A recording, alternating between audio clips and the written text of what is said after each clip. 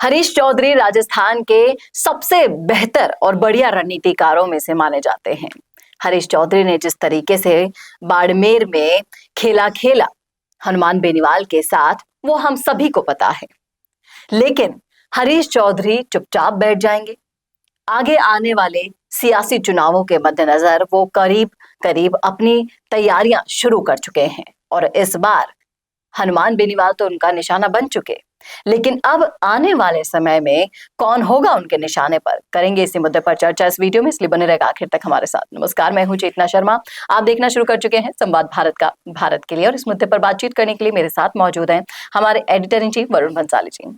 तो वरुण सर, जिस तरीके से हम जब सियासत की बात करते हैं राजस्थान की, तो हरीश चौधरी एक बहुत बड़े नेता हैं, रणनीतिकार हैं, और अपनी रणनीतियों से उन्होंने हनुमान बेनीवाल और राष्ट्रीय लोकतांत्रिक पार्टी को तो ऑलमोस्ट उस कगार पर लाकर खड़ा कर दिया है जहां उन्हें फिर से शून्य से अपनी शुरुआत करनी पड़ रही है। आपको क्या लगता है कि अब हरीश चौधरी के मन में क्या चल रहा है? आगे सियासत में अब उनके निशाने पर कौन आ सकता है? रणनीति कहें इसे या कहें शतरंज, दोनों ही कलाओं में हरीश चौधरी उतने ही पारंगत है जितने अशोक गहलोत हुआ करते हैं। लेकिन इन चीजों से आपको राजनीतिक गद्दी तो मिल जाती है, पर जनता की मोहब्बत वैसी नहीं मिल पाती जो आज सचिन पायलट या रविंद्र सिंह भाटी या नरेश मीणा इन लोगों को मिल चुकी है। तो वो एक फैक्टर बहुत लैक करता है। रही बात इसकी कि हरीश चौधरी के निशाने पर अभी कौन है, तो देखिए ये बात बहुत स्पष्ट है कि आज भी हनुमान बेनीवाल उसी तरीके से हरीश चौधरी के निशाने पर है। राजस्थान से उन्हें पूरी तरह से दूर तो कर ही दिया, कांग्रेस से उन्हें दूर कर ही दिया, अब इंडिया गठबंधन से भी वो जाएंगे, जैसे उनकी वजह से या उन्हीं को एक कारक बताया जा रहा है कई लोगों द्वारा अरविंद केजरीवाल की हार का। तो इसके बाद वो वहां से भी जाएंगे, गठबंधन करने के भी लायक ना रह जाए किसी से, ये हरीश चौधरी का मोटिव हमेशा रहेगा।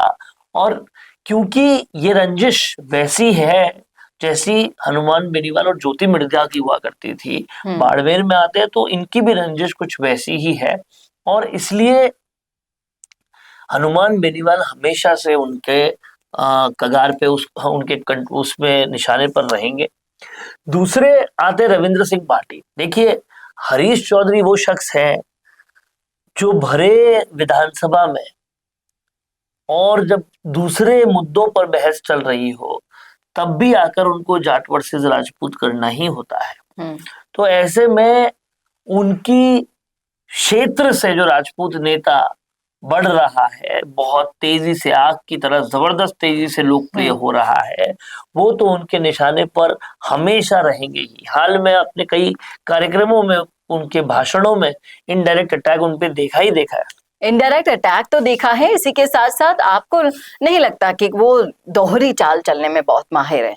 कई मंच ऐसे भी हैं जहां पर भाटी और चौधरी साथ साथ दिखाई दिए, और कई मंच ऐसे भी हैं जहां से हरीश चौधरी बार बार ये कहते हुए दिखाई दे रहे हैं कि मैं विधायक बनना चाहता हूं, आपकी सेवा करना चाहता हूं। देखिए हरीश चौधरी भी वैसे ही है जैसे अशोक गहलोत थे, मुंह पर किसी के कड़वा नहीं बनते। हालांकि अशोक गहलोत ने सचिन पायलट के साथ में ऐसा नहीं किया, वो मुंह पर वहां पे कड़वा बन गए, लेकिन हरीश चौधरी मुंह पर किसी के कड़वा नहीं बनते और इसीलिए वो उसके साथ देखे गए। लेकिन रविंद्र चौधरी के है पूरी तरह से खिलाफ, रविंद्र भाटी के। और जिस तरीके से वो षड्यंत्र रच रहे हैं, जिस तरीके से रणनीतियां बना रहे हैं, आपको क्या लगता है कि क्या भाटी को ये चालें समझ में नहीं आएगी? क्योंकि हनुमान बेनीवाल की पीठ में जो छुरा घोंपा, वो रणनीति अलग थी। उनके पार्टी से उन्हीं के विश्वास पात्रों को छीन लेना और उन्हीं के अगेंस्ट यूज करना। भाटी के पास तो ऐसा कोई नहीं, भाटी अकेले में ही शेर है। तो आपको क्या लगता है कि उनको आगे ना बढ़ने देने की क्या रणनीति अपना सकते हैं? देखिए वो अगर आगे बढ़ेंगे तो फिर जाट सियासत बाड़मेर में कैसे आगे बढ़ेगी? जाट सियासत आगे नहीं बढ़ेगी तो हरीश चौधरी कैसे आगे बढ़ेंगे? तो जाट सियासत को आगे बढ़ाना है, इसीलिए आरएलपी को तोड़ा गया, यही इसीलिए उमेदराम को यहाँ लाया गया।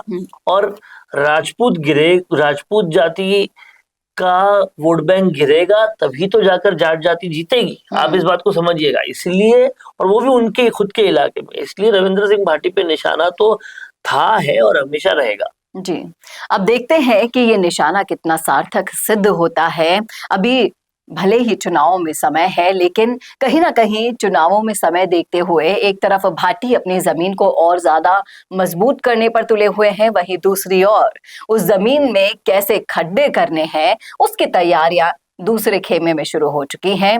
बशर्ते चुनाव आएंगे, क्या माहौल बनेगा, कौन असल में निशाने पर होगा या नहीं, ये सब तो भविष्य के गर्भ में छुपा है। ये तो महज एक सियासी चर्चा थी।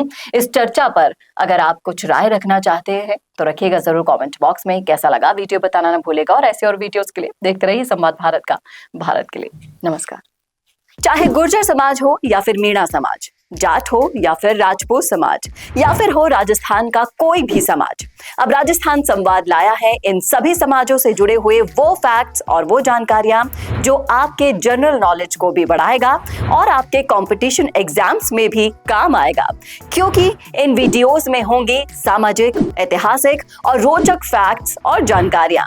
तो अगर आप भी बढ़ाना चाहते हैं अपनी जीके और जानना चाहते हैं अपने इतिहास के बारे में छुपे हुए वो फैक्ट्स, तो ज्वाइन कीजिए राजस्थान संवाद का मेंबरशिप प्लान। ज्यादा जानकारी के लिए डिस्क्रिप्शन में विजिट कीजिए और दिए गए नंबर पर कॉल कीजिए।